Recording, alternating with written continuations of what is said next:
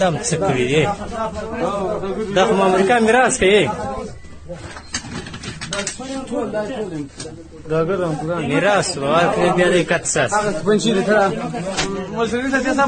سره پورته کار پورته کړه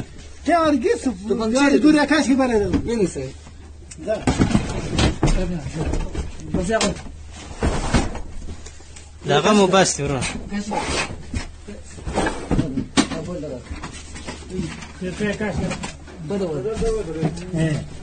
دا اوان دی ښه دا توپچي وي دا څنګه وډیل دا بیخي نابودان دي ورکې په کار نه دا څه به کړي دي ته مخکې ورکوله داسې وډیل امریکا خوار نوکان پر ووتل دا په پوښو کې ته یې دانه خلاصه کړه الحمدلله دا ګرد امریکایان یم دي چم و اس ای دي ښه دی مولوي صاحب که د دا غنیمتونو په باره کې موږ ته څه معلومات راکړئ السلام علیکم ورحمة الله وبرکاته ولایت پنځوسم کنډک مهمات دي چې الحمدلله مجاهدینو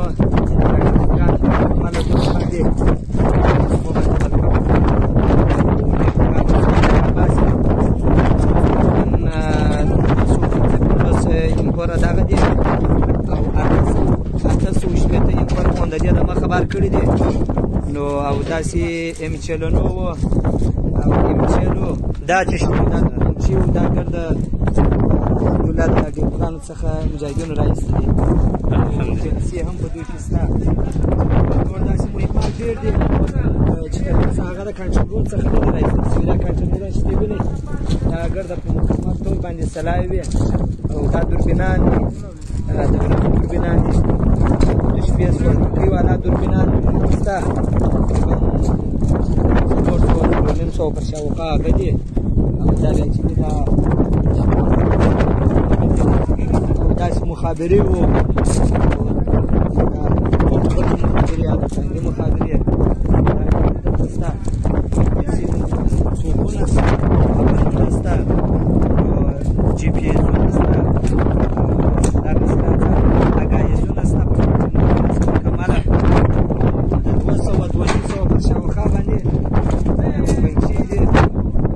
ماشینان هم شته دغه کټونکي ماشینان دي نو دا خو تر اوسه مجاهدینو سره کړي دي نوره خلاصي الحمدلله نو دغه کنټینرونه چې دلته پراته دي دا ټول ډیپلان دي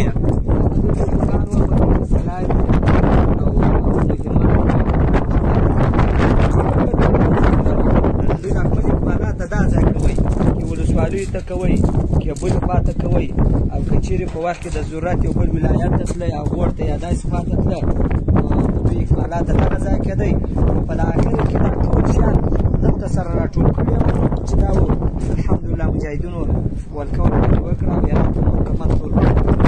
دغه مکان په باره کې کوم ځای دی دغه معلومات دا اول کنډک دی د کمانډو د اردوی ظفر و شمال تفریح پنځوسم کنډک باندې مشهوره د هرات ولایت صحیح ده خیر اوسې مننه ورور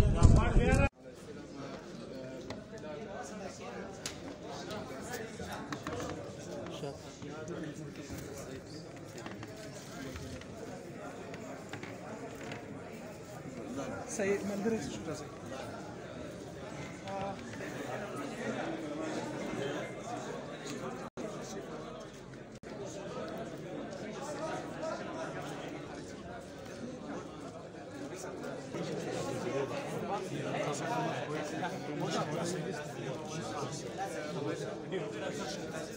ده